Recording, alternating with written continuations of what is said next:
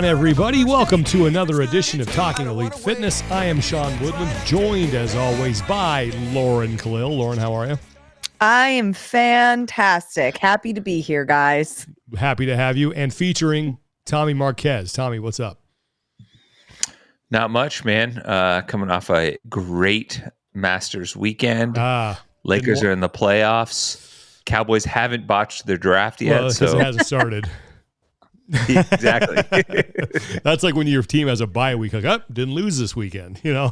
So everything's good.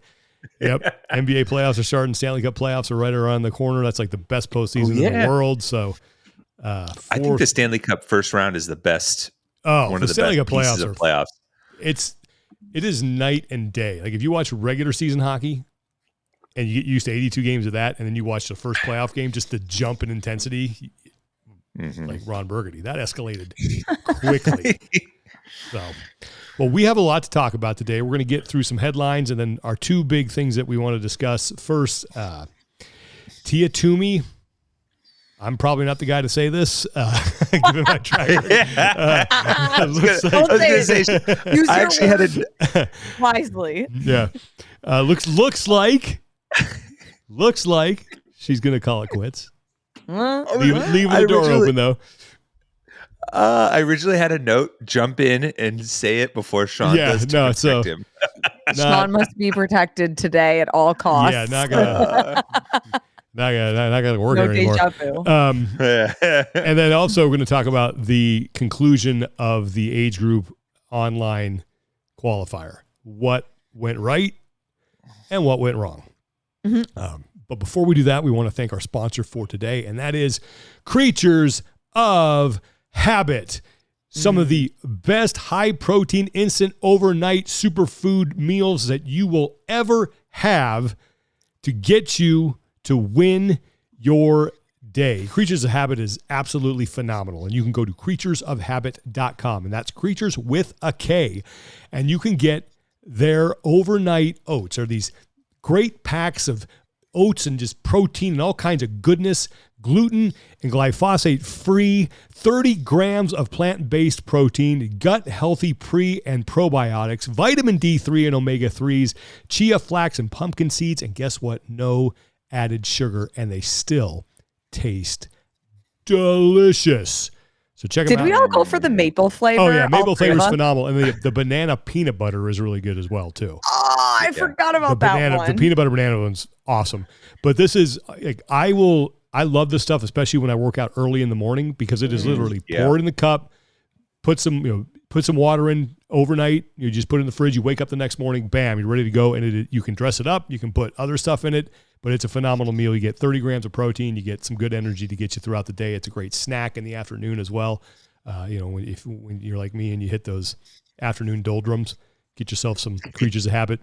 Check it out. So go to creaturesofhabit.com. That's creatures with a K, and use the code TEF, and you will save 20%. And if you follow us on social media, Tommy one time did a speed run through Creatures of Habit. It took him less than a minute to prepare this stuff for the next morning. I can go faster. I think you can too.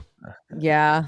I think you got can long too. arms too that you can get all the things. I might try to do one while Miles is strapped to my chest. That to me would be more impressive, even if you went a little more slowly, because that's like a real world situation right there.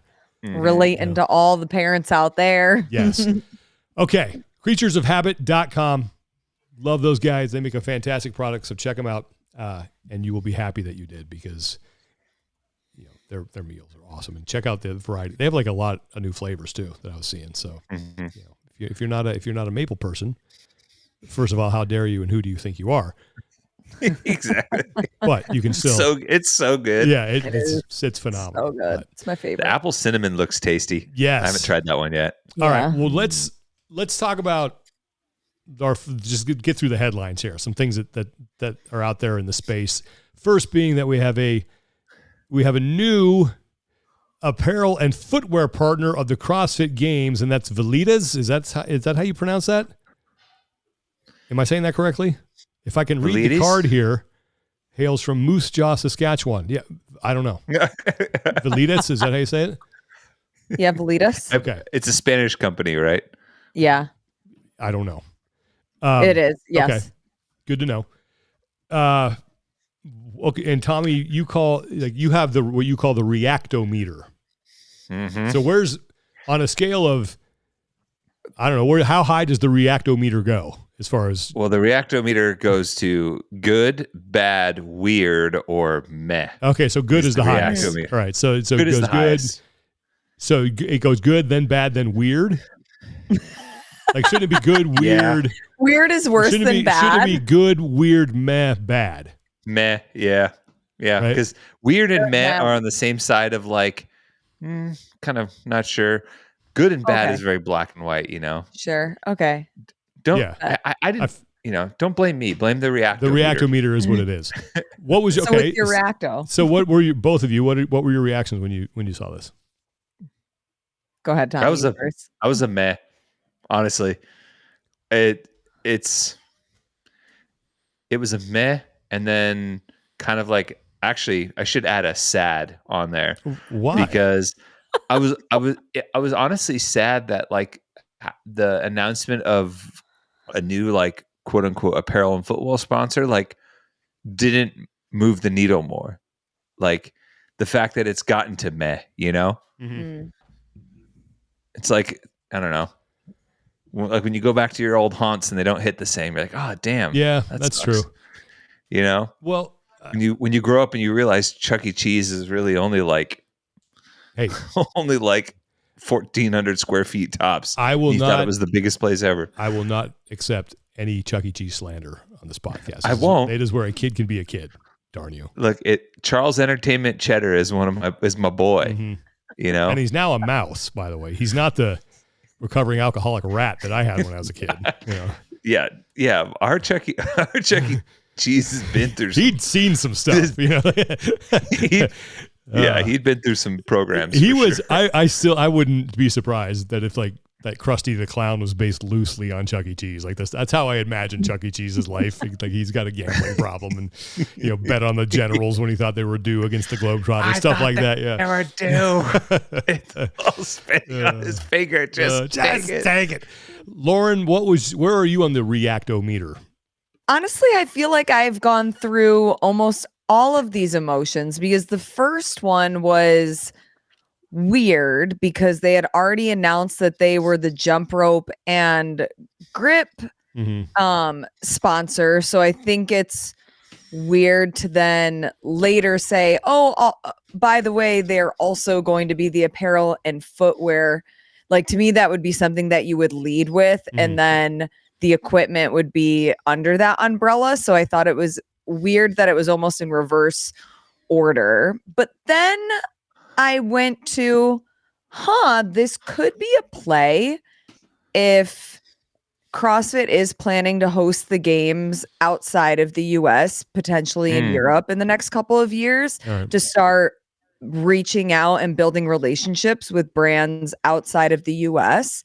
So it could then potentially be a good thing for the growth and relationship building outside of just the States.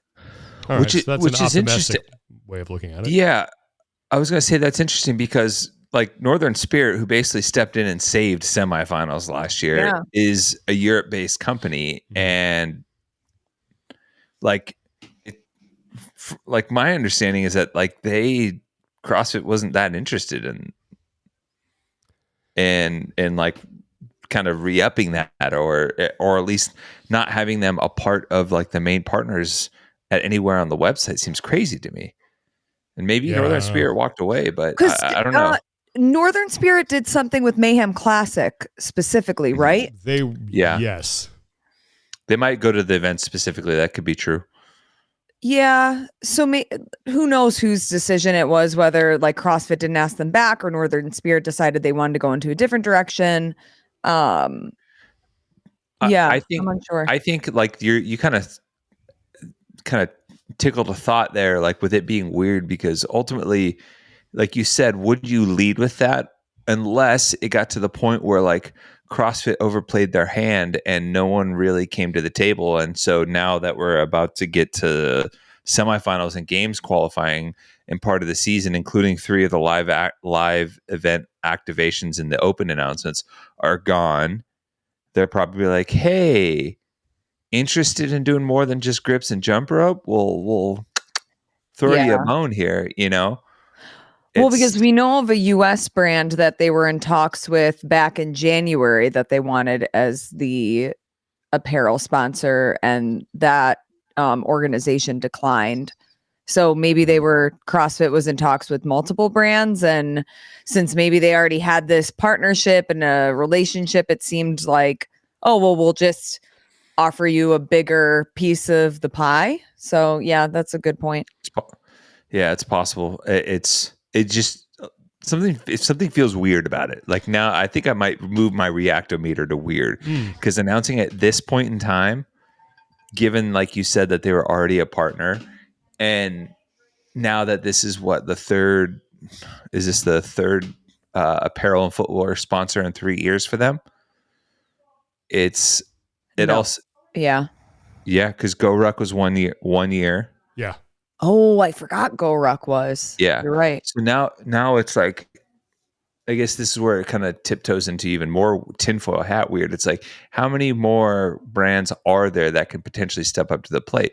And on the flip side of that is like, you feel like hats off to Velides because it's a great opportunity for them, you know, as a European based brand that's trying to get a little bit more global reach. Hopefully this could be something if CrossFit's actually able to make good on their partnership, which has been a problem for other brands in the past.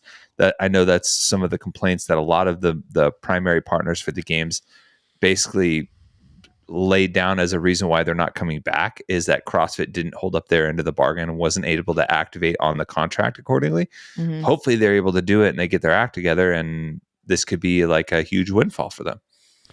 You know? And look, anybody who wants to support the sport, I'm all for. Yeah. 100%. So that's great. And I agree with you. Good opportunity for them to get their name out there. I think the shoe thing to me is not that big of a deal because of the rules of the games where people can wear whatever they want.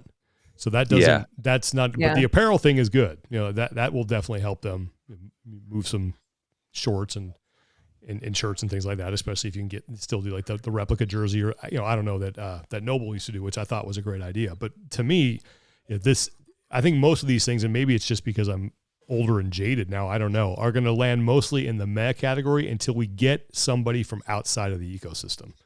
Yeah.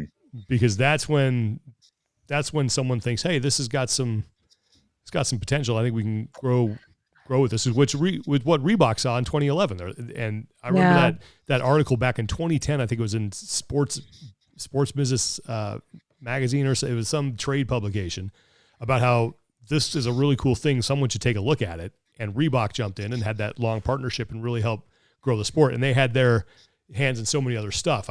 To me, that is going to move it from meta. Hey, this is really good. We got someone from outside the ecosystem that didn't grow up in CrossFit that is now just sponsoring the games. It's from somebody outside. But again, I wonder if Adidas would come to the table with like them recently signing a ton of athletes in CrossFit. I mean, maybe. But I think for a brand like for like a really heavy hitting brand to come to the table, there are two things I think need to happen. First, they have to look at this as this is a big growth opportunity for us, and then second, there's got to be some sort of exclusivity. They're not going to sponsor it, especially on the shoe side, if not every athlete out there on the floor is wearing their stuff. Because a brand that size don't need the name recognition. They want their stuff on everybody. Yeah. You know? But hey, glad that we're getting partners and stuff for the games. That's a good thing. You know, keeps things going. So good luck to Velides. I hope it works out for them. Hope they sell a lot of good stuff too. That's always a thing. Like if someone makes a good pair of shorts, I'll buy it. Oh yeah. You know, those good, comfortable pair of workout shorts, I'm in. Sign me up. Leggings that stay up. Yeah. I'll spend all my money there. Yes. Okay. So do we have any other headlines that we want to talk about before we get into our two?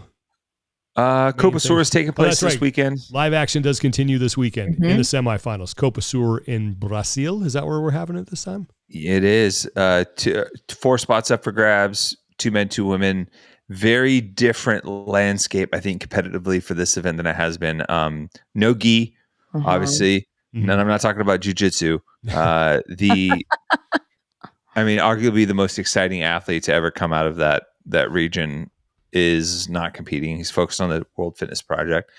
The female qualifiers, essentially like the women that have kind of held it down for the last few years. You look at Julia Cato, Victoria Campos, Alexia Williams qualified 1 year, Sasha Nievas qualified 1 year, like even Laurie Kuna before she had the test, the failed test. But those were kind of like the mainstays there, and none of them are going to be there this weekend.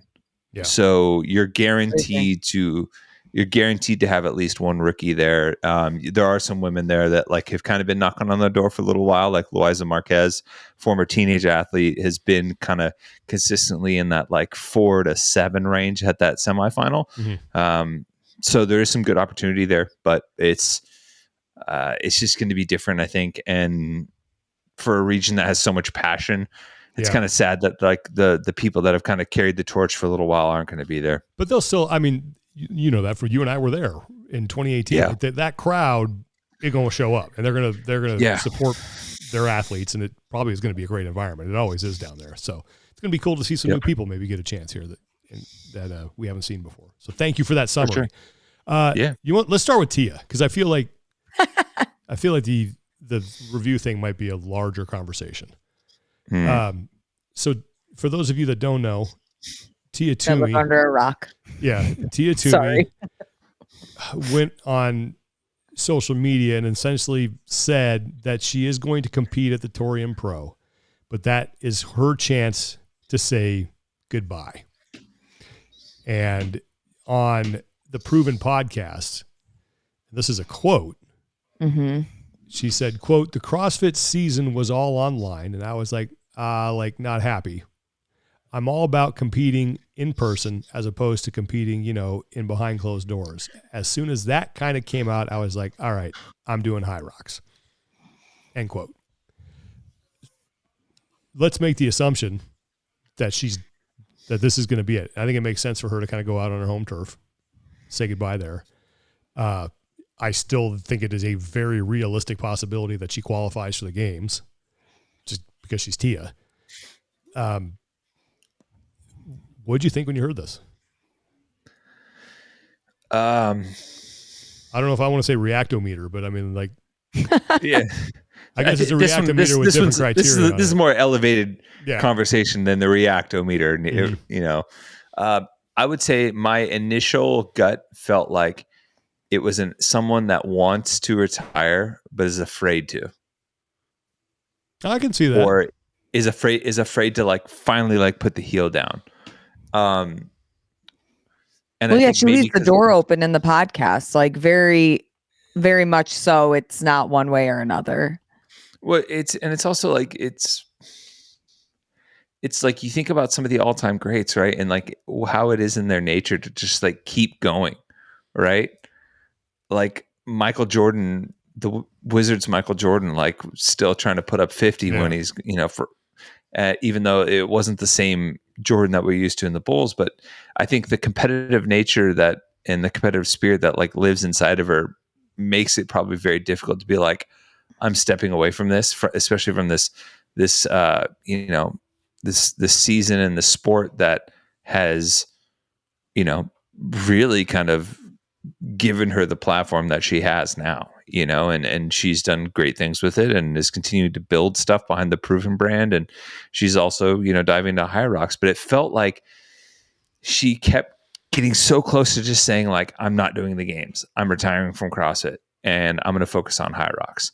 Like to me, everything pointed that direction, absent of her just coming outright and saying it. Mm-hmm. And I feel like that's always just like that little bit of the, well, maybe, and it's the same thing. Like if Tiger Woods walked out to the Masters this past year, all of us would have been like, well, maybe, like maybe there's a chance. Yeah. And I that's honestly what it feels like. And to everything about her training and what she's done points towards her focusing on high rocks and not doing the games. But at the same time, maybe. Yeah, that's really what my gut told me. It's like she's done with CrossFit, but she's maybe a little nervous to commit to that. Okay, Lauren, what'd you think? I mean, if you follow her on social media, I don't think that this is a huge shock. Whether that first doubles, I think the first one she did was with James Newberry, and whether that was something that was supposed to be for fun or whether they were taking it seriously, I think after that is when it might have been apparent that for her, there's more opportunity here right now. So I'm going to lean into that because that's where I see the most growth, even with Proven adding a high rocks track and getting more people from the camp to go do high rocks, and the reach that they can get with more people inside the affiliate and sponsorship opportunities and earning potential and all of these things that I think as a businesswoman, it certainly makes a lot of sense. But then outside of being a business person, kind of Tommy, as you alluded to, the legacy that she's left in the CrossFit space, it's hard to then close that chapter, especially if you feel like there's a possibility. There's still a possibility on the table. Like if she gets done with the High Rocks World Championship and then, the CrossFit Games are, I think she said 45 days later, in my head, I'm just trying to think of realistically, yes, her training is going to change, but where would she have gaps in her fitness other than like the strength that really wouldn't still make her a threat for the top of the podium? And that's a question. I don't know if she wants to take that risk, but as a fan, I want to see if Tia-Clair Toomey specifically trains for High Rocks and not the CrossFit Games, can she still win? Yes. Yeah, I want to see that. And I want to see the head-to-head battle with her and Laura that we never got to see. That ain't going to happen. You what? That's not happening this year. Yeah, Laura's not doing the game season. So that's the thing. I forgot about that. You're right. I'm with you. Is like, if she goes and cleans up at the Torian Pro, which odds are she will. Yeah. Okay, bye. Well, we'll see. I don't know. Qualifies for the games, competes in the High Rocks World Championships, will still be training. You would be stupid to underestimate her with that training regimen showing up in Albany to not be, she could win.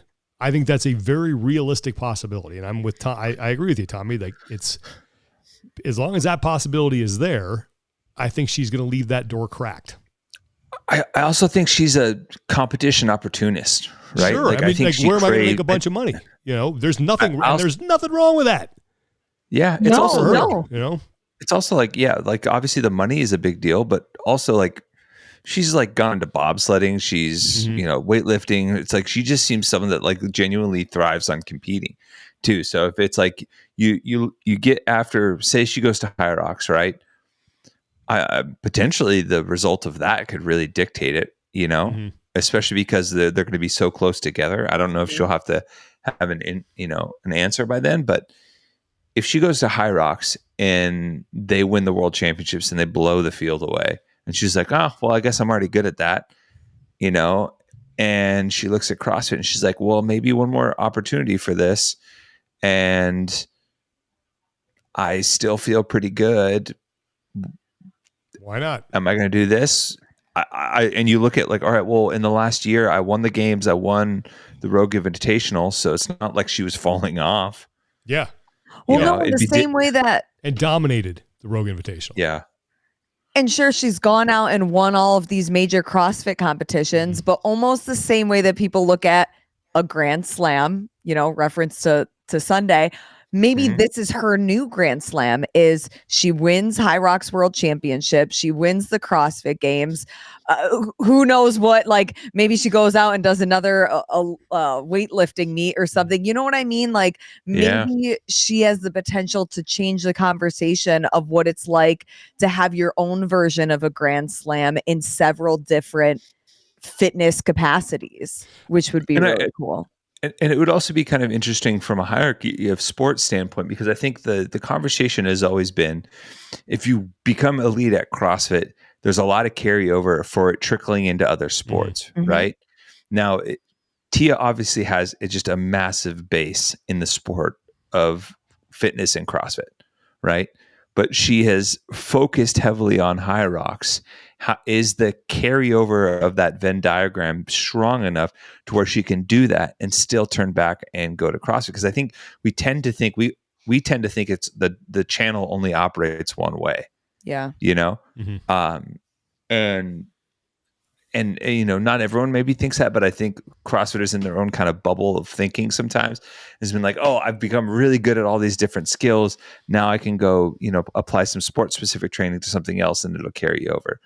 Mm-hmm. This could be the first time where we see someone, and granted, she already had the history of being a champion in that sport before, but really focus on one sport, find success in it, even though it's kind of adjacent, and then come back to it. And I think that would be cool too. Yeah. I just think competitors compete, especially when you're at the top of your game. And Tommy, you mentioned Michael Jordan. Whatever Michael Jordan did, he competed at it and he wanted to be the best. Whether it's like he loses in ping pong, he goes home, buys a ping pong table, practices until he can dominate everybody on the team, and then wins that.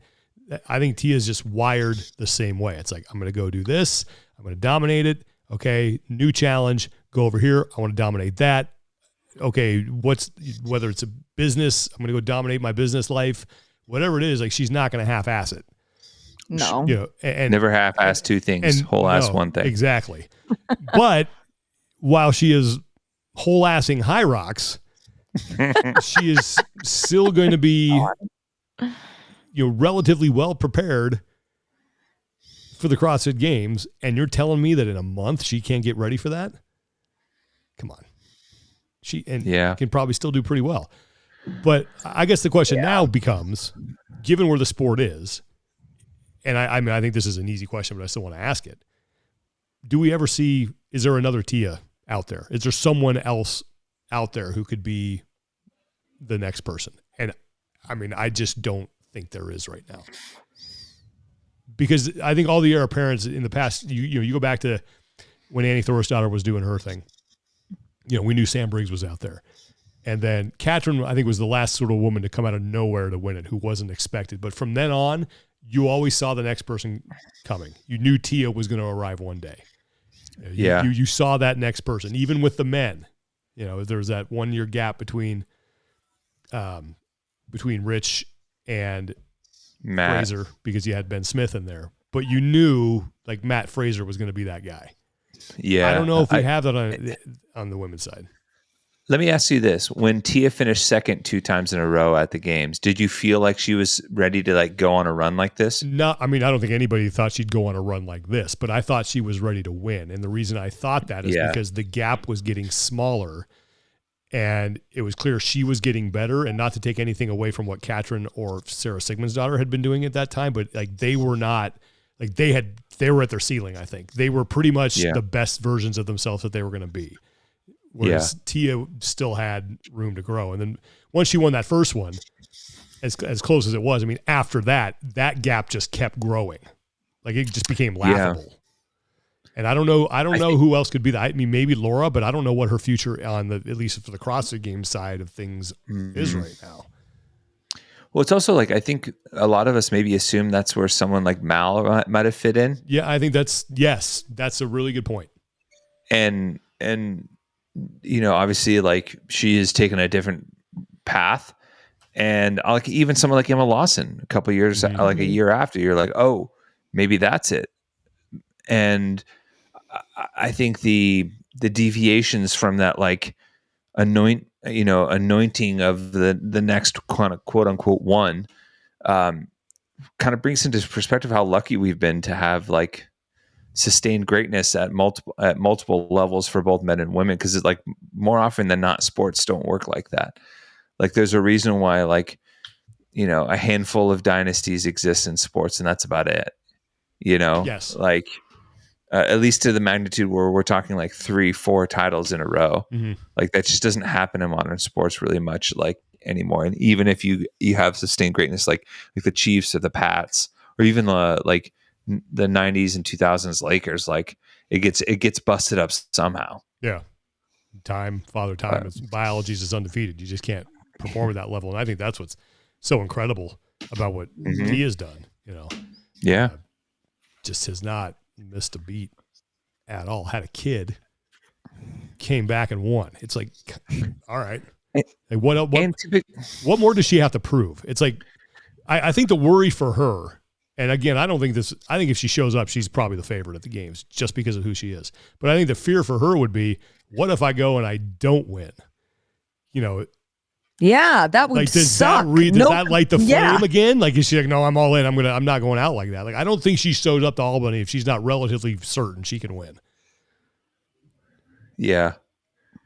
Do you think and had the tone of last year's games, the circumstances of last year's games been different, she would have already retired by now? Yes. I think if she had a chance to beat everybody who was supposed to be there at their best, I think there's a good chance that would have already had happened. Yes, I think that's a really good question. So, yeah, because when you talk about like, especially some of the highest like level of legacies from athletes left, the ones that really do stand out are the ones that were able to go out on top. Like, I don't like I don't consider John Elway on my Mount Rushmore of like quarterbacks. No, but I know how he went out, because he went out with back-to-back Super Bowls. He said, "That's it, I'm done. See ya." So finishing on the high note does resonate at a different frequency, I think, and at the end. Here's another question that was asked to me, and I'm not going to tell you who answered it. I don't want to throw this person under the bus, but it's a really good question, and I had to think about it. And the question was, do you think it was worth her coming back after having a kid? Like, had she just stopped at 6? Like, do you think anything changed? Like, was that worth it? Yeah, because then that proves like even more of her dominance, that she can birth a human and then come back and win with incredible margins. Did that change your perception of her? What was that? Did the fact that she came back change the perception for you of her? No. I already knew that she was the best. I already knew she was dominant. But so, like, what more did she prove? That was really like implanting the, like, if anybody had any doubt, like, you can't anymore. All right. Not that I ever had. I think I just look at that, that it was like Tommy said, everything was right that year with the games. Everything was great. Going out on that 6 in a row, like, okay, you're the best ever. Okay. And then she comes back and takes a year off, wins 7. Yeah. I do think, so for one, I agree with Lauren that I think it was worth it. Okay. I think there's elements of it was worth it financially. It was probably worth it for her own mental to know, like, hey, that, like, I can do this. I can start my family and still pursue like the aspects of me being an athlete even after that. Like that, it doesn't have to be this way. It doesn't have to be you have kids, your career's over kind of thing on the athletic side. Yeah. So I do think, while it may not have changed my perception of her as the greatest, it added another layer of depth and complexity as to why she was the greatest. Okay. If that makes sense. I agree. So like her greatest tool, her greatest of all time tool belt added another jewel to it, or all right. A little sparkle. Now you're just showing off, but it's still impressive. All right. Well, either way it works out. Congratulations to Tia on a fantastic career. It's been an absolute just honor to be kind of part of that. And I will never, she tells this story a lot, or every time we have her on or I talk to her, this story always comes up. I'll never forget in 2015 when we're in Southern California and we used to do this thing at the Marriott Hotel for the show, the broadcast. We would bring every athlete in. They would take pictures in their uniform. We would take some video of them, and we would run them through just a basic interview, because we might need some sound from them to run during the broadcast in case this person starts doing well. And we had a list of athletes. Like, you knew the people you needed to get, because it's like they're favorites. We got to talk more to them. And then there's others you just bring through and you have them say their bit. You get them out. You at least have something in the event they do well. And Tia comes walking in, and I had never met her before. And what year was this? 2015, her rookie year. Oh, okay. And she's kind of timid and doesn't, kind of wide-eyed and looking at what's going on. And we have this list of things we're going to ask him. And the final one is, I want you to look in the camera and say, my name is Tia Toomey and I'm the fittest on earth. And I was the one doing the interview and she was really nervous. I was like, what's your favorite movement? She's like, I go, what's your least favorite movement? She says, thruster. I go, what's your favorite movement? She goes, cluster. I'm like, all right, same thing. But she was so like, to see the transformation from that sort of timid, wide-eyed rookie to the just dominant force that she became was, I don't want to say funny, but it's crazy. You don't really see that extreme of a transformation in an athlete's career. And I remember going, okay, look in the camera and say, I'm Tia Toomey and I'm the fittest on earth. And in my head, I'm thinking, because that's, probably the only time we're going to say it. And little did I know, and listen, that is what that first year, I'll never forget cutting the post shows. We had like no footage of her because no one thought she was going to stay there. Yeah. That makes it even cooler though. It was great. And I laugh about it now because how just stupid. No one saw that coming, but it was, one of my favorite. She BKG'd us that time. 100%. Like before that was before BKG and someone was an actual verb. That's what she did, because you go across her finishes across the board. I don't think she had a single top 3 finish that entire weekend, if I remember correctly. Her best finish was she had 2 4th place finishes. Yeah. Otherwise it was like 6th and 7th and 8th and 10th. She was right there. So at no point was she ever one of the first 3 athletes to cross the finish line. And then after that, your feelers start to go down a little bit, and it's I remember cutting those post shows. Bad on us. And Joe Novello, our coordinating producer at the time, who oversaw all this stuff when we were editing these shows, we got to find some stuff at Tia. We don't have anything at Tia. What are we going to do? So we had to get her in there somehow. And to piggyback off your story, I remember we did an interview with her in the gym at the old HQ gym. Her, and she was working with Chris Hinshaw at the time. So her and Hinshaw came out, and we were chatting, and I sat down to do the interview with her. And I kind of, in the lead up to it, was kind of pressing her on like her goals, right? And she kept dancing around the fact that she would never commit to say like, I want to win the CrossFit Games. Mm-hmm. And I can't remember what it was, but I had Hinshaw in my peripheral, and we're getting part of that interview, and I'm like, Tia, you've given me a lot of like kind of vague answers. Like, what is your goal? Like when it comes to the games, do you want to win the CrossFit Games? And she stopped, and then she finally said, and Hinshaw came up to me afterwards, and she said it, and he goes, and I see his face go like light up, and he was almost giddy. And we get done, and he goes, bro, do you know she's never said that statement? I'm like, what? And he goes, she has never overtly said, I want to win the CrossFit Games. Oh, that's amazing. It was like a mental block for her, because it was like when she put it out there, it became real that the failure of not doing that was a possibility. And now and like you said, that transformation, unreal. I don't know in my whole life if I've ever seen someone change that drastically in a matter of not even 4 years. Go back to 2016 documentary, The Fittest on Earth, a Decade of Fitness. Watch the behind the scenes interview with her and I believe Mariah and one other person as they're walking around the StubHub Center before the final event. And tell me that is even remotely the same athlete that we have now from a mindset and self-doubt and self-belief. She's like she's in contention to win the games. And there's still an event left, and you would think that she was 100 points behind, and it was like that mental transformation alone is amazing. Yeah, and really cool it's cool to see the journey for sure. Congratulations to Tia Toomey on a great CrossFit career. We think.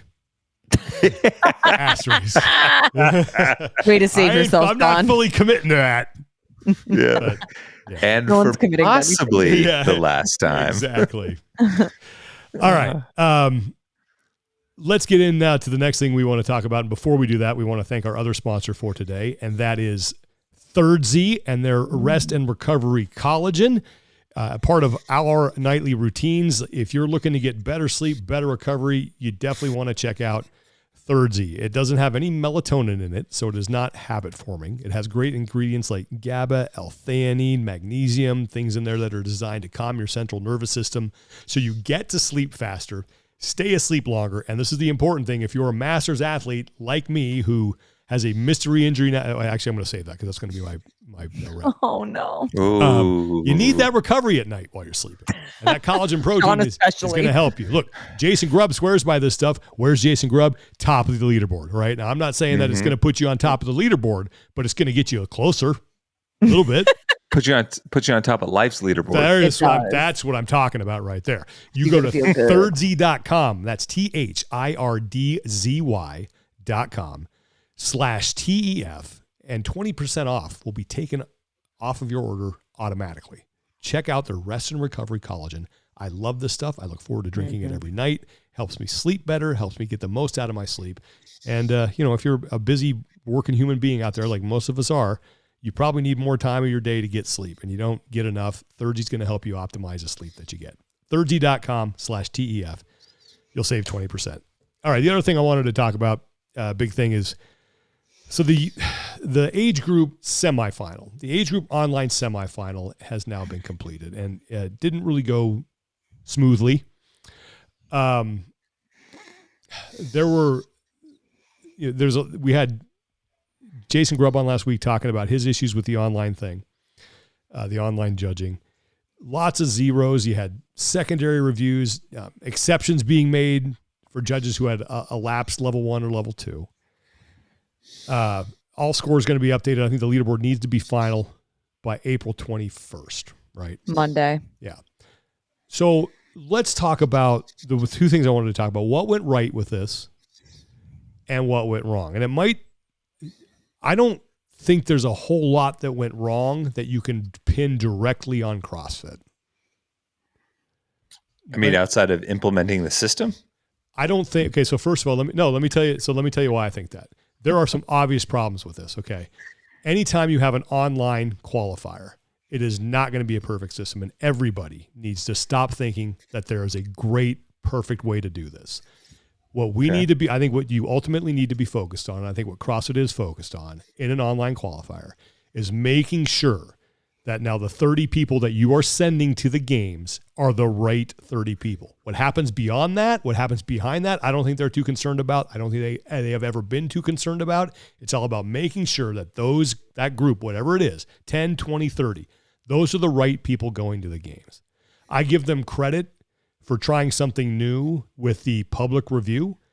Obviously, there were some problems with that about like up and down voting and things, needs review and what the threshold was and how that works. And it was kind of Wild West. I think that was a step in the right direction. It needs to be fixed. It needs to be, I think, changed and streamlined a little bit. And I think it needs to be have some more specificity added to it, especially in the review process. And I think the stuff that went wrong, you look at like lapsed L1 and L2s, whose fault is that? Is that CrossFit's fault? Well, I mean, some of it is like, is their trainer directory up to date? And if that's the case, which there were, that's fine. Okay, that's clearly something that went wrong. But like Bill Grundler and his gym, they were affected by this. I know. And unless I'm missing something, like I've seen some like appeals that like, hey, our stuff's up to date. I've had a few people reach out. I'm not saying that's not a problem. That's a problem. Yeah. But I think there were a lot of things where I thought about this, and you remember we went and interviewed Eric Rosa at his house, and he talked about they're going to do the adaptive divisions at the games. And the thing that stood out to me was that he said, we know this isn't going to be perfect, but we're going to try it. We're going to move in the right direction. And last week we had the discussion about accountability and what's transparency. And I think had CrossFit come out and said, like, look, we're going to try this public review thing. We know we're not going to get it right. It's not going to be perfect, but we need to try something to sort of move this forward. I think that would have been a really good way for them to approach it. I like the fact that they're letting people look at these things and they're kind of crowdsourcing it. I think it could be a lot better, but I think it was significantly better. And I think the old version was actually better than this ham-fisted version. Why do you think the old version was better? Because ultimately they ended up at the same spot anyways of having to review all these videos for the people that ultimately qualified. to validate scores. They would have done anyway. They were going to do that anyway with this. Yeah, which is the same as what they did before. I know, but I like why add an unnecessary step in if you know that ultimately the people that go to the games have to have their videos reviewed, right? Mm-hmm. If you know that's going to happen, why even introduce another step that could muddy the waters and introduce more people to mess that up when you're just going to end up like they're basically back at the step that they were last year. Like it's like, all right, we're going to have to make sure that all or at least this year they weren't trying to do that. They were trying to outsource it, and they weren't trying to review all the videos, which is something that you need to do anyways if you want to make sure that the 30 athletes at the games are the right people. Mm-hmm. Like if I'm going by your criteria, making sure the right people are at the games, the right 30 athletes, you have to review every video. Of those 30. Reviewing one of those 30. Yes, I would agree. So, at least, but they weren't going to do that. No, and that's where, again, imperfect system, imperfect solution, right? I'm not saying this was great, and I'm not saying there's not room for improvement. There absolutely is. But I think it was good. Okay, I think it was a step in the right direction. I think it can get a lot better, but I think it was a step in the right direction. A stumbly step, but a step nonetheless in the right direction. I think it was a stumbly step off to the side, and you're going to have to take another step to get back to the same place that you were before and do all this extra work. No one liked that. But think of everything that happened last year. No one liked that either. The opening this up to the needs review, doesn't need review, good video, all that stuff, isn't it? I think an attempt on their part to kind of build trust and try to be open about things. Like everything's going to be out there. You guys can see all of it. Now, whether or not that was the right way to do it, ultimately, up for debate. But I think it was an attempt on their part to do something different. Okay. To me, that is a step in the right direction. Now, there's a lot I would change and try to improve, but at least that got tried. I mean, yeah, but we're giving them credit for an attempt at this point. Like they're supposed to be absolutely I am. Like we can't, like you can't, it's not going to be perfect. It's not always going to be perfect. And when you're dealing with an imperfect system to start, no one wants more online competition. Nobody. You're right. But that's what we have. That's CrossFit the only does. option it's the only option we have for this many people. You can't do all this in-person stuff. No one has the ability to get that done. Travel all these people and do everything. This is the worst option. The online qualifier. Well, age groups you have to do that. That's fine. But again, I don't think you give credit for rolling out a system that ultimately the way it played out was worse than the system that you had last year. I don't know if it was. I think this is recency bias. I think last year was bad too, and last year we had it twice. Well, I think in general, CrossFit stepping away from trying to review videos is not good. I will agree with that, but I don't agree that making an attempt at a system that you rolled out poorly and confused people and didn't take accountability. I don't think that's a step in the right direction. Like I don't think that moves the sport. If CrossFit came out, because one, I agree, the point about Eric Rosa was good, but that's the thing.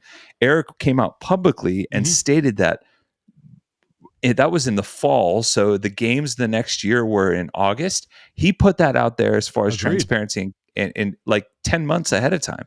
CrossFit did not do that. They rolled this out last minute. They didn't communicate that well with it. Wait, it was in the rule book though. Wasn't it? Like a lot of the stuff was in the rule book that got rolled out. That came out after the new year?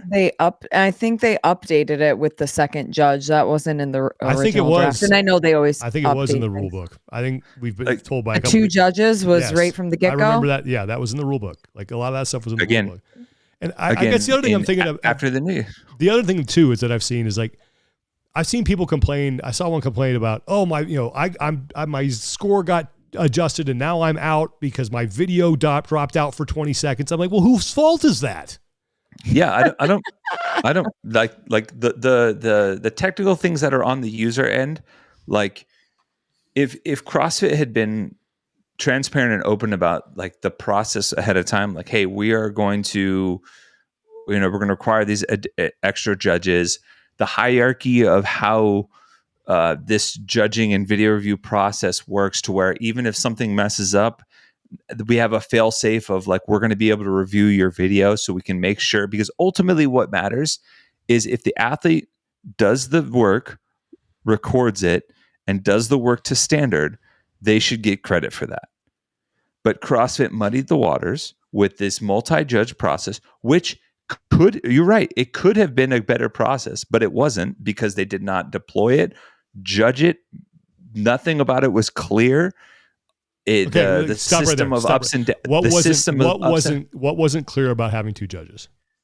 Whether or not the judging calls, how that balanced out the public voting system, and what ultimately the hierarchy of priority would be, and what gets the final say for that video or that performance. I always understood that CrossFit would be have the final say on that. That the voting was just a guideline for them to say, hey, maybe we should take a look at this. But at the end of the day, it's not like that was never explicitly said, because CrossFit never outlined the parameters for what ultimately triggers a review. Totally agree with that. That's something that has got to change. Like there's got to be a system to figure that out. That is a fundamental piece of this. Mm-hmm. If you're going to allow votes, but we don't know what those votes actually mean, then what's the point of voting?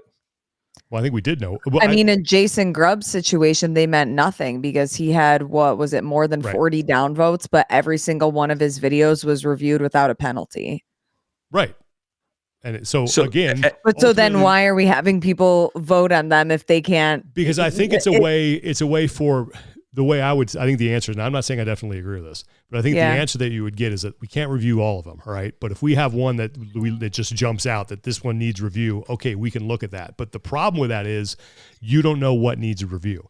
If you're going to do that, there needs to be a lot more specificity to it, where someone can say, at this time in the video, this is what I saw. This is what it is, right? And I want their name on there. Yeah, I want to know if Sean Woodland's coming after people. Every judge, like there should be a way to qualify to be a video judge. You should have like a ID number or something that every time you go on to get into the system, you should have to log in with your ID number, and they can track what there's got to be a lot more level of complexity to this and a lot more specificity. But at the end of the day, it's just a fail safe. CrossFit still has the ultimate say in it. And I don't know of any cases where a video got more, let's say it got a bunch of needs review, and CrossFit just said, oh, I guess that's bad. And they didn't take the time to look at it. Which was basically the system, but them taking a look at it ultimately was a byproduct of people manipulating the system. Again, which ultimately something that needs to be fixed.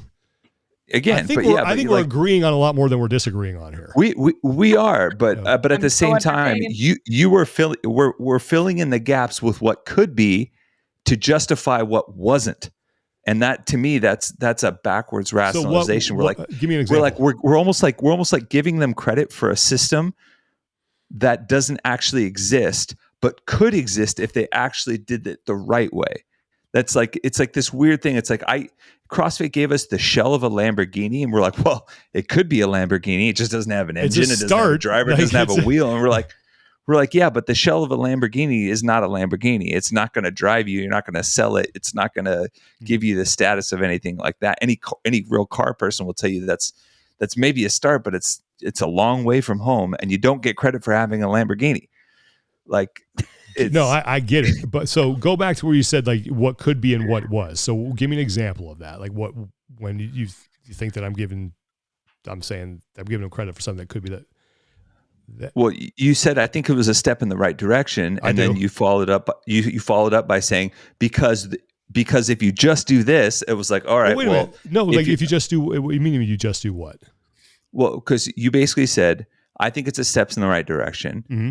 And I said, why? And they're like, well, because, if you tweak this, if you tweak that, you're like, yeah, but these are all things that are hypotheticals. I think, okay, so let me clarify that. I think it's a step in the right direction, because I think that in an organization that is trying to build trust and that has been harangued about more openness and more accountability, and we want to see the videos and all these videos should be available. They said, you know what? Okay, we're going to do that.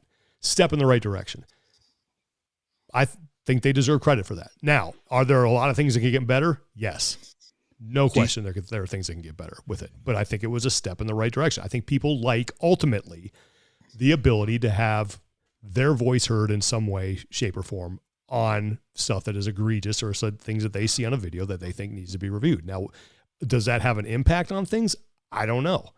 I mean, as far as getting things reviewed, probably, but keeping people in and out of the games, I don't know. But I think at least it's giving people an opportunity to say, hey, I saw that. I said something. I did my part.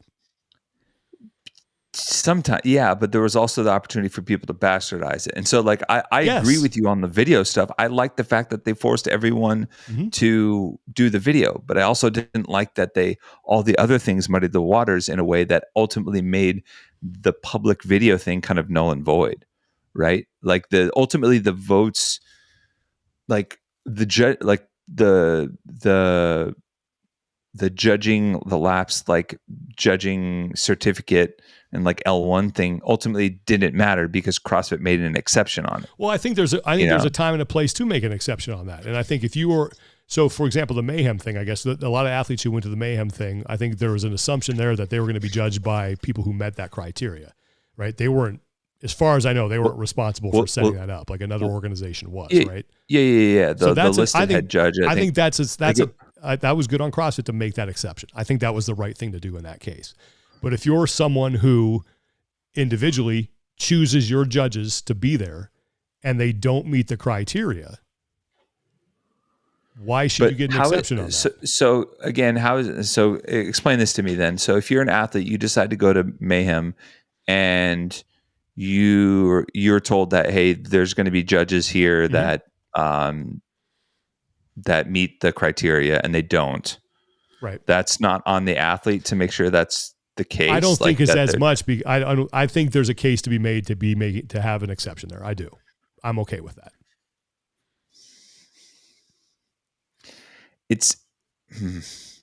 I'm kind of torn on this, honestly, because I think if we're going to get on people for like having mistakes and technical mistakes and not like crossing their T's and dotting their I's in other areas, but we're going to make an exception for them on this case because they didn't double check to make sure that the judge, like they didn't do their due diligence with the judge. Now, granted, it is a new system, so I tend to lean like, okay, this one-time exception is all right. But it's also like, why are you going to implement a system that you're not going to enforce fully, but you're going to enforce other elements of it, and then you're going to kind of go back on like some of the voting stuff because people weren't truthful about that. Like the whole thing just feels like it's like a series of inconsistent rulings as far as holding the line for what's written in the rule book. But hasn't that been the case for 12 plus years? And that's been the issue that people have had. So how can you say this actually improves the transparency and the trust in the brand? Because I go back to my original statement. Can you trust the fact that the right 30 people are going? That's got to be the focus. I can't. Okay, so you don't believe that the right 30 people are going to the games? I'm saying I don't know, actually, because I don't know if that's a great statement. What would it take in an online system for you to be confident that the right 30 people are going? That all of the athletes that qualified for the games had all of their videos reviewed. And didn't they in this case? CrossFit hasn't said anything even remotely to that kind. Okay, so you don't know if they have or not. And that's fair. No. They have. Okay. Fair. And that's also a problem that CrossFit hasn't come out and said that. Mm-hmm. Okay. So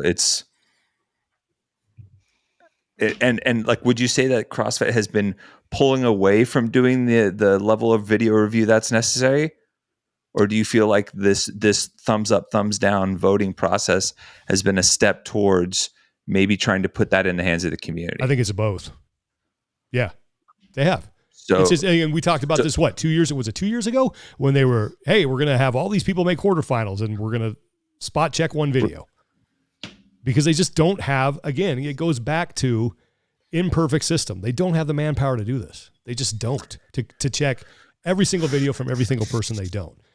But if you qualify, they do for the qualifiers. They do for the qualifiers. So you're right. They need to come out and say that. But I think in lieu of that, trying to crowdsource it to people who, I don't like this current system. I think it can be improved.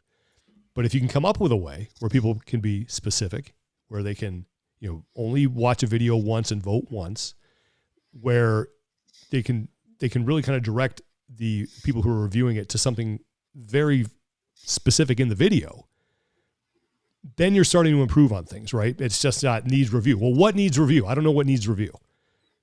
This is why it needs review. If you can help enhance that, and then that can help guide the online, the people who are making the ultimate decision to the certain videos they need to look at. Again, right direction. But it doesn't exist. Not yet.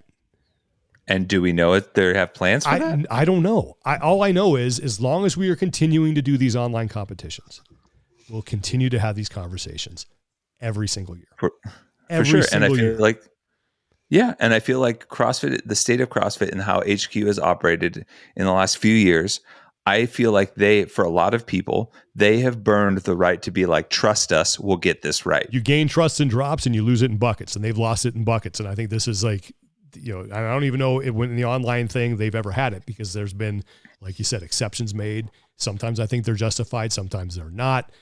Do you go the route? Like, do you go down that route where there are no exceptions, period, end of story? Do you really want to live in that world? Like, I don't know. And that goes back to the whole, remember Roman's rower where the judge touched the rower and people were having a fit. Hey, he touched his rower. Do you want to disqualify Roman Krennikov on that? Like, where I guess I even talked to people who watched the video, said, and I don't know, I think this is true, that the judge didn't even turn it on. He just like changed the setting. Like Roman actually turned it on, then the judge touched it. Says you can't. No. So that by letter of the law was a violation. Are you going to disqualify him for that? Yeah, I didn't think he should have been. I thought it was. So that's an exception. So there are times where I think exceptions are warranted, and I do think in this case where they made exceptions for lapsed L1s, there were times where I think that was okay. And I would say I would be okay with that if they were communicative and transparent and had done things to build trust in this process. What was okay? So so let's move forward now with what you just said. What needs to happen now for that to, you think them to build that trust and transparency in the process? Like, give me concrete things that you think need to happen for that. All of the improvements that we have proposed, they need to address that. I think they also need to address these details of this format and this system and get people in decision-making positions out in front for press conferences, for people to be able to ask them the questions that need to be asked from the community and answer for the system that they put in. They're supposedly doing that with the CAC after the review process.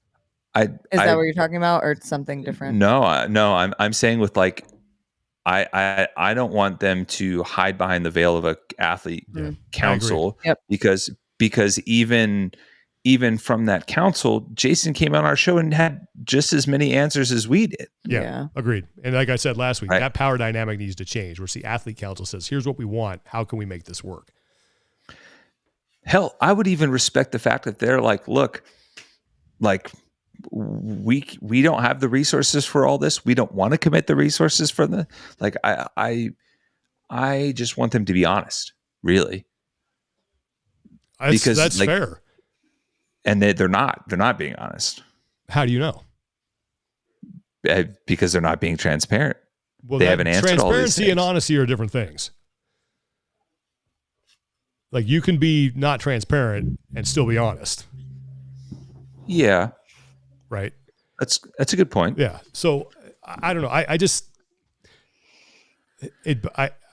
the thing that bothers me the most is that we all know that the online system is not a good way to do this. It's not the most ideal way to do this, but it's the way we have to do it. So we're never going to have a perfect system, but we can have a system that's better. And to your point, Tommy, I think is that people have more trust in. And ultimately it's about, do you trust the fact that we got the right people to the games? There's going to be not a lot of accuracy maybe, or a lapse in accuracy once you get beyond those 30 or whatever that number is. But I think people are okay with that as long as you get the right people to the games.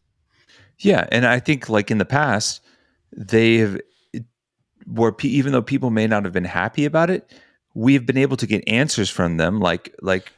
Because again, you and I, we all know good people working there, capable people. But like Dave Eubanks would come on our show and be like, he would flat out say every single athlete that goes to the games is going to have all of their videos reviewed. And the fact there was that, our answer right the there. fact that they haven't said that overtly, you don't know if that's okay. So you're not willing to. Yeah. I don't know if that's true. Yeah, that's fair. And we know for a fact that CrossFit's been pulling back on people of power coming on and having interviews and stuff like that. Yeah, no, I agree with you 100% on that. Like they need to. So I'm with you. Like with the stuff like this, come out and talk about it. Right? Be open. Say, hey, here's where we went right. Here's where we hear the community. Yeah, that wasn't that great. And just that right there goes a long way. Like, oh, cool, they heard us. They're trying. I 100% agree with you on that. Like that is absolutely something that's gotta happen because there's just a lot of times where that does happen. You go, oh, I didn't think about that. That makes sense. Yeah, agreed. But do you have any belief that they will do that? No, I think no. I think I'd be surprised. Yeah, I think Dave's weekly updates are the closest things that we get on that. And I don't know how willing he, or he's going to be to answer some of those questions, or if he even has. I haven't seen the last couple ones that he's done. So anyway, I will stick by my original statement. I think there was a lot of good. I think there was a lot of things that everything that you outlined are things that need to fix. But I think there was things that you look at like, okay, let's take that and now try to build on it and make it better. I think there was an attempt to move this in the right direction. Yeah. And I guess we'd have to disagree on that one because I don't think an attempt is better. I think better is better. Oh, I'm not disagreeing with that, but I don't think that. Yeah. We're going to start going in circles, but I feel as if right now I'm with two of my best friends that are married and they're in the middle of a debate and I just kind of sit there and I listen and I don't agree with either and I just nod my head and I'm like, yep, both of you are right. Love you both. Well, thank you for that. I think that you have to. We're often, I think, in this environment, very quick to look across and be like, did that wrong. See, I told you, screwed that up. And if you could just back up and say, this is a crap system online. It sucks. No one wants more of it, but it's what we have. So how do we make the best out of this bad situation? Yeah. We've done that for a lot of we've done that more than most people know. And what's another thing I thought of too, is there are plenty of competitions that do this, that do online. And I don't know, it's because they're dealing with a smaller sample size that they're able to be more probably circumspect with everything, but they don't seem to get the grief like CrossFit does. They also don't boast the claim of fittest on earth. Very true. Yeah. So without opening a whole other can of worms, I have a question for both of you. If we trust that the 3 weeks is good enough to advance a very small amount of masters athlete in each division that could then be hosted in person, but again, taking away opportunities from hundreds of potential athletes, would we be happy with that? With what? You say like if there could be an in-person semifinals for the masters, but with a very, very condensed field. The problem with that is, though, now you're taking everything that we talked about here and backing it up to the open. Because whatever that review process is to move people to that in person, that has got to be, you have to have faith in it. So you've just taken the same argument and now you just backed it up. But that's what they did for the individuals. I mean, some of them had their own online qualifiers like Torian Pro and, whatever, but. Yeah. I mean, I think the masters would love that, but I think that, it's funny because when you talk to them, it's like, we want in-person competitions. And then, well, I can't travel. I work, you got to do this on, there's always that, but thing. I've been pretty vocal about qualifier. Yeah. I think we've been on the same page about that. Like it's great in theory, but doesn't work in practice. Yeah. Just because, and even for some of the divisions where like it's so international, or in the opposite, if it's like highly condensed in one region, like how do you make it so that everyone can do the same tests and qualify accordingly? And especially if you like go on separate weeks too, right? because ultimately you want everyone to take the same test. And if it's going to be international, then you have to find a way for everyone to do it at the same time or the same time frame with the same prep.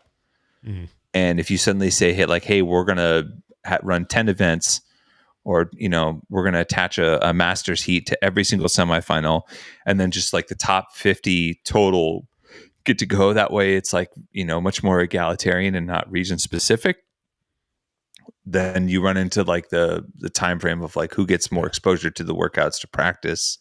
And that's why the cross regional comparison was always you always had the asterisk on it, right? Because like you would see certain times improve week to week as people had more exposure to it. So it's really tough. And again, like I think CrossFit had a viable solution all along.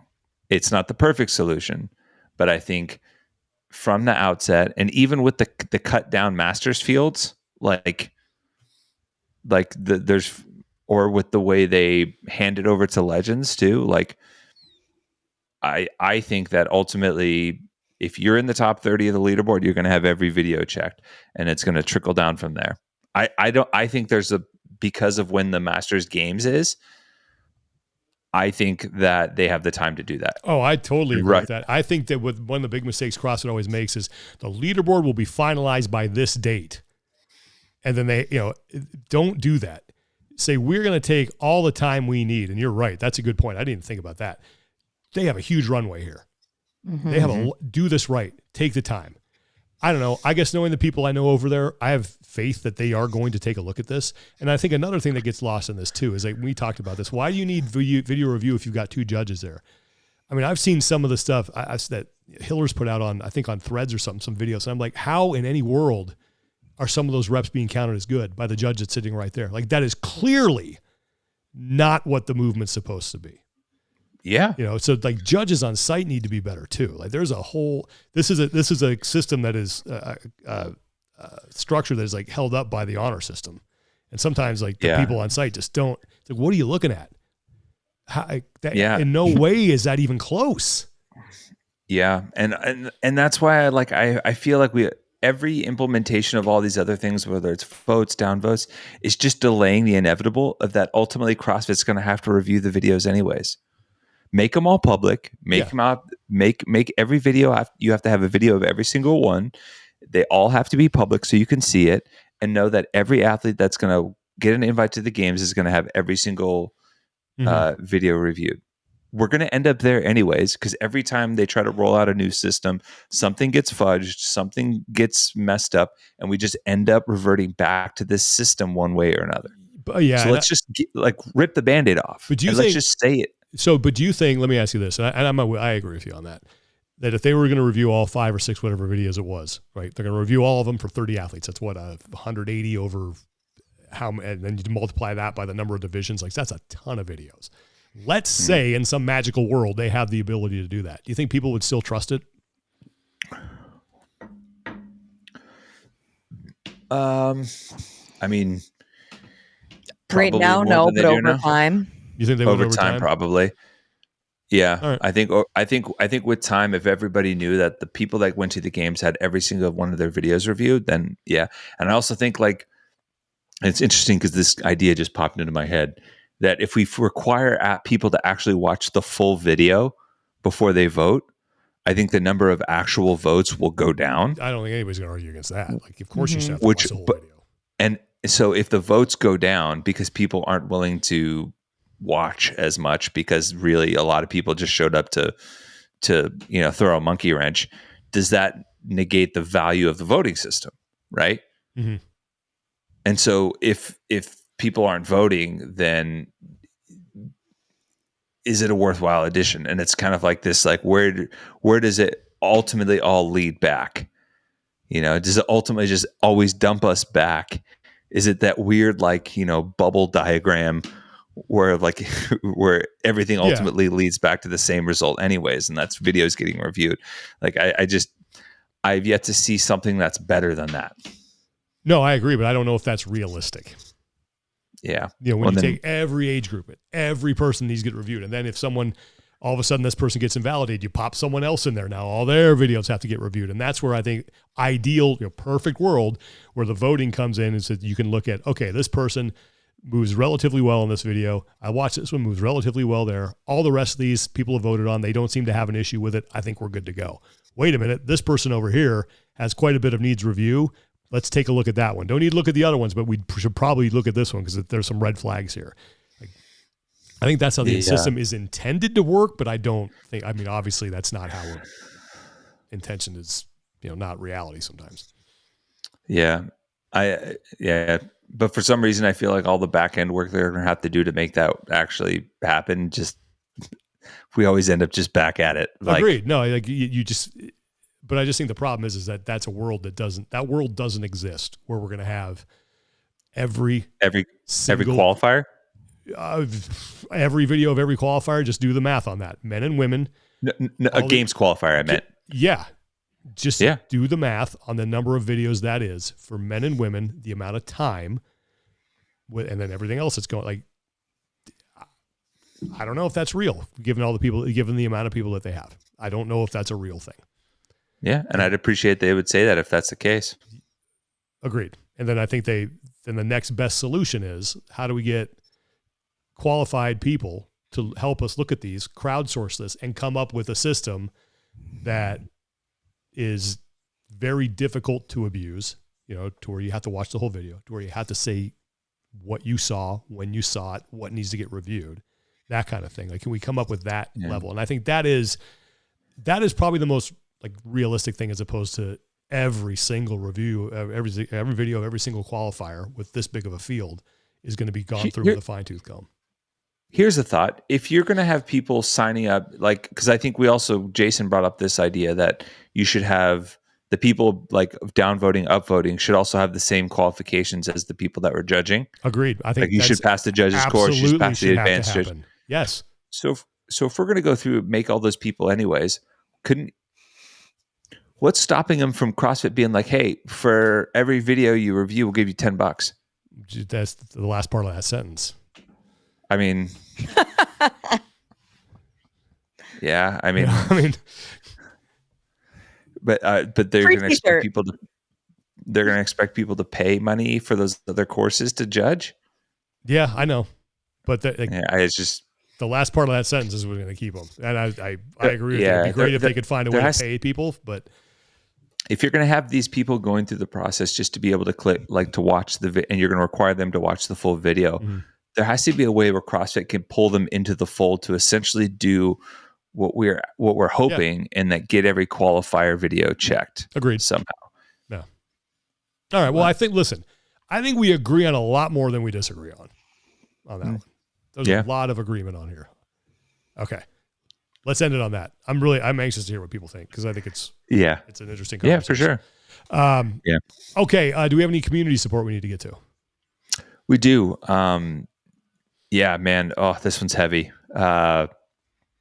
This is a fundraiser called 13 Days Fighting, and it's the full details aren't known yet. I wanted to put it out there because it's just starting to kind of make some rounds.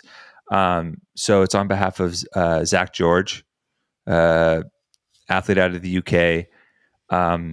His wife gave birth to their son Leo, who was only alive for 13 days. And man, sorry, this one's kind of hitting home. Obviously passed away, had a ton of issues, hole in the heart, amongst a bunch of other stuff. But I've been kind of following along for a little while. But Zach basically is putting together a challenge and a fundraiser called 13 Days Fighting, I believe it's called. And it's going to involve a physical challenge too, but to try and raise some money and honor his son. But sorry, guys. No, that stuff hits differently when you're a dad, man. Yeah. Yeah. So where can people go to donate to this? Definitely follow on Zach George's Instagram. That's where he's kind of posting. Let me find it. It's at Zach George, ZACK GEORGE. He's posting updates about that. He just posted a video of him doing burpee broad jumps. He said 13 miles of these. I don't know if that's the actual challenge, but he does say charity link is coming.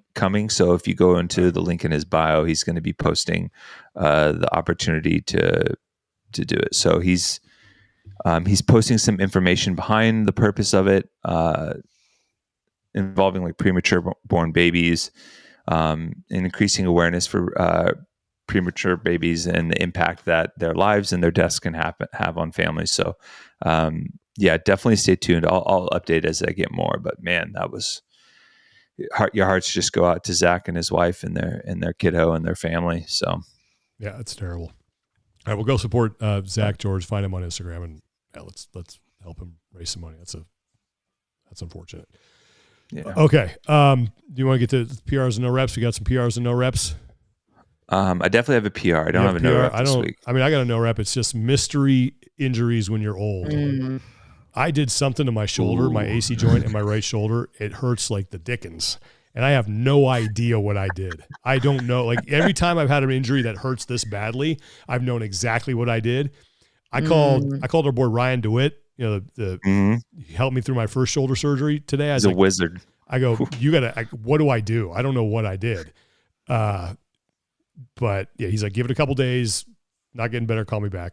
He kind of helped calm my fears. But man, that's the kind of stuff that happens. You get in your 50s. Like all I did was I skated and shot pucks on Sunday. I didn't even play a real game, just shot pucks on Sunday. Oh man. Had a 10-mile bike ride after that. And then I went out Monday night. It was Sunday. Went out Monday night to just do a meathead workout, like a bench workout. And I put weight on the bar. I was like, oh, that doesn't feel right. But again, it wasn't anything alarming. Just like you get a little. And then Tuesday, I was like, I can't even like lift my arm. Like, what is going on here? So mystery injuries when you're old. No rep. Damn. It sucks. Actually, I do have a no rep, and it's going to be kind of inversely proportional to yours. I was going to no rep Father Time because I was going to tempt fate. My one of my life goals for a long time has been to be able to dunk a basketball when I'm 40. And I just turned 39, and I tested it just to make sure. I still got it. Nice. For now. Congratulations. So. All right. That's good to know. I'll take things that I'll never do for $100, please, Alex. What is dunk a basketball? Okay. Go ahead, Lauren. My no rep is people who have no awareness to anything that's going on around them.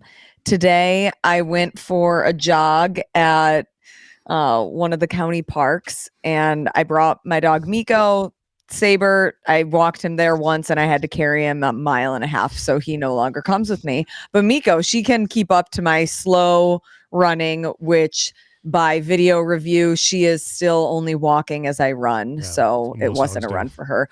But anyways, you see me coming. The path is very wide, and there's a group of like 20 people that are just taking up the entire space. And it's a straightaway. You see me coming for a while, and not a single person moved over. I hate that. Like you see a dog, you see a human running at you. Wouldn't you like scoot? Get to the right. It's not hard. That's okay. That goes into my lifetime no rep. Here's another lifetime no rep. This is like no rep Hall of Fame. Let's hear it. People who use speakerphones in public. Oh, I hate that.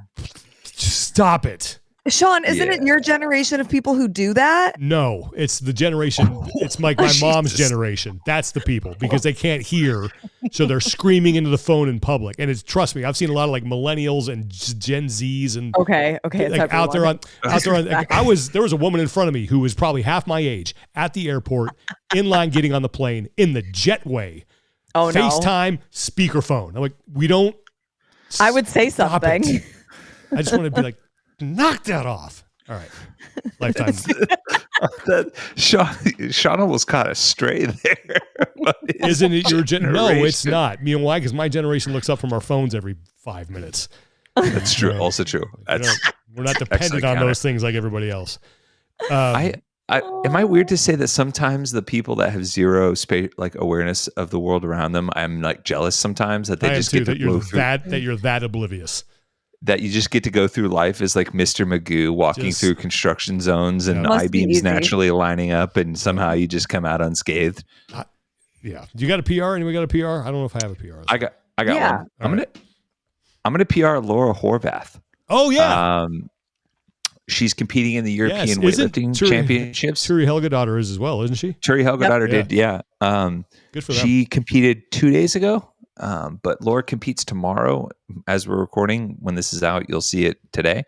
But also her episode of Unbreakable that the Buttery Bros produced for Wolf Fitness Project's channel came out. Excellent video. Cool. 18 minutes. They follow Laura, like they talk a little bit about her upbringing in Hungary. They're in Hungary at the climbing gym that her parents run. That's cool. It's attached to her school. I learned a ton about her as an athlete and as a person. And honestly, when like a video ends and you're like, "Aw, I wanted more." Yeah. And then you look and it was a 20-minute video. Like that's perfect. Buttery Bros, talented. Yep. And I felt like there was so much more that they could do. And then that kind of sets the stage for the rest of the season. So it's an awesome video. Go check it out. Super cool. Sweet. Yeah. Lauren, you got a PR? Yeah, just the ending to the Masters and being in a airport lounge that felt like a sports bar and the hype around Rory and like it truly, I was in there and everybody was surrounded at the bar. People were screaming, people were cheering, people were hugging, crying, clapping, everything. And it was like, even if you're not a golf fan, if you're a sports fan at all, like that was a really cool ending to the Masters. I unfortunately didn't get a chance to see it, but whatever. That may have been one of the best sporting events I've ever watched. Yeah. Wow. Like, it was just being talked about everywhere. The drama the entire day. Like it honestly felt like I get really bad like secondhand embarrassment and like secondhand like shame from people. Like if someone like totally messes up, and the entire day, like I was almost like sick to my stomach watching Rory because like I just didn't want him to choke. Damn. And like that's been the MO, right? Like since the US Open, he missed that like 5-footer and like choked away the US Open. And he opens up on the first hole with a double bogey and his lead's gone. And then the next hole he pars and DeChambeau birdies. And so within 2 holes, he's lost the lead. And at every turn, he came back firing. He gave the lead away like 3 times, but every time came back and hit his shot on 15 and 17. 2 of the best golf shots I've ever seen in my life.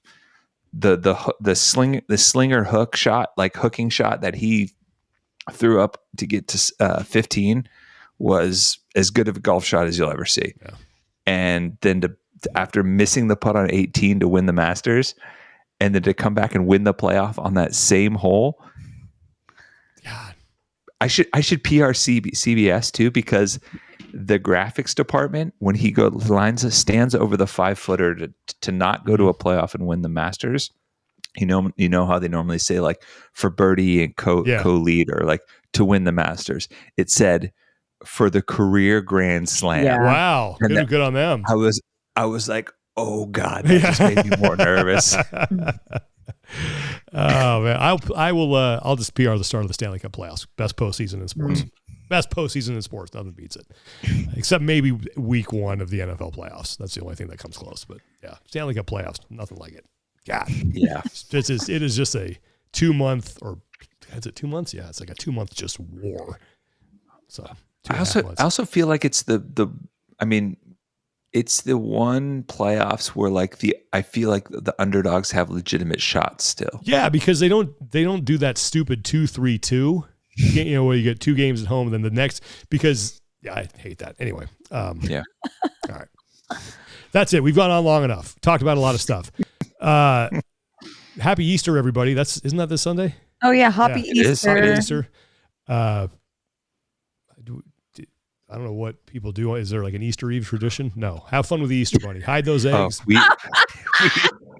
used to, actually. This is probably a no rep for me, but we used to have a goal where we would go out the Saturday night before Easter. We would try to get one of my friends, the same friend every year. We'd try to get him so drunk that he couldn't get up for Easter festivities with his family. Amazing. I love that. And we got him like 5 years in a row. It was fantastic. Damn. But yeah, no, but there's a place. Fool me 4 more times. You should bring Max down here to Salinas for the Easter egg drop that Compass, like the church does. They drop 100,000 eggs out of a helicopter. Damn. Yeah, he'd go nuts at that. So he's got his first flag football game tomorrow night. So pretty excited. Oh, good luck to him. Fun. So we'll see. Playing cornerback? What is he doing? I don't know what he's going to be doing. I think he's going to be more of like, hey, you keep him from going here and let your teammates come and tackle him. Like he is the smallest kid on the team, but he gets in there and scraps. So I'm pretty proud of him. He's having fun with it. So heck yeah, that's awesome. It's definitely toughened him up. So we'll see. All right, everybody, have a great Easter weekend. Good luck to Turi Helgadottir and Laura Horvath in their European Weightlifting Championship pursuits. And once again, congratulations to Tia Toomey. We think on a great career.